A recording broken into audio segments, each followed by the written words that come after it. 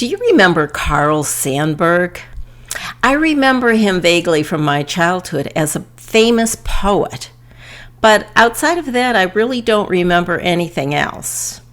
But I will tell you, for the past 20 years, I've been driving past his home. I thought it was about time I stopped and visited. Let me show you what I found.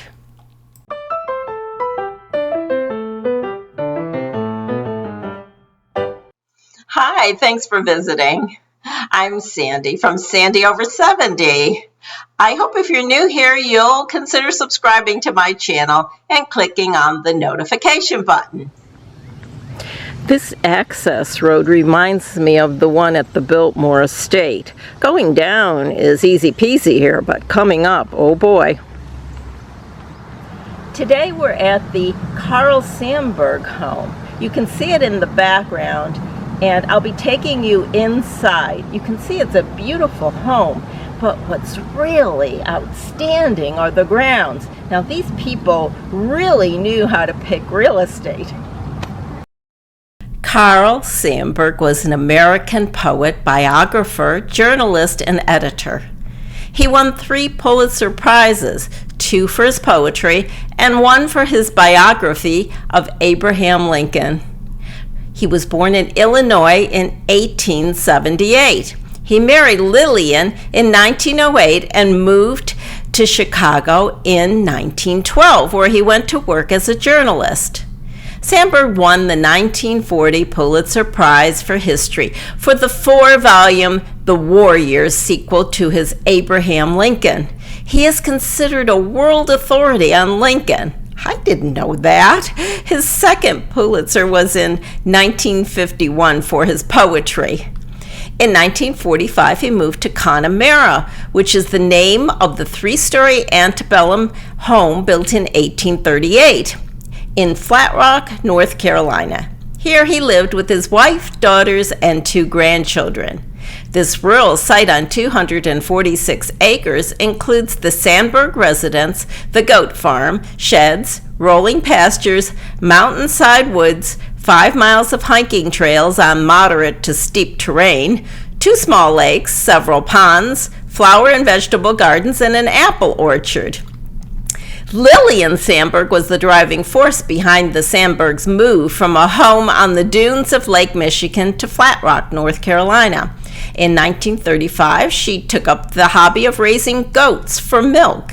She eventually bred an award-winning herd and became internationally famous among those in the goat breeding business. Sandburg himself was perhaps the first American urban folk singer, accompanying himself on solo guitar at lectures and poetry recitals.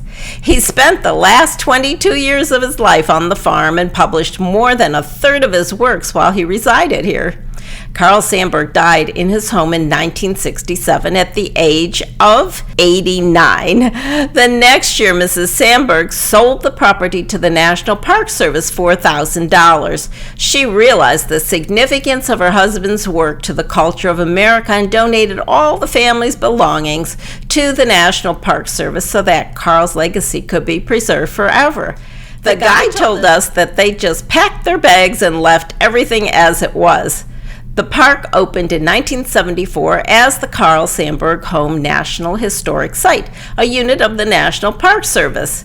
There is no charge to visit the grounds or tour the house, but a reservation is needed for the house tour, which is conducted by volunteers in groups of 6. Since their papers and personal items are strewn about the house, I can understand why visitors are not allowed to wander about on their own. Wow, this is so beautiful here. I can't even imagine living here. This is the goat farm area.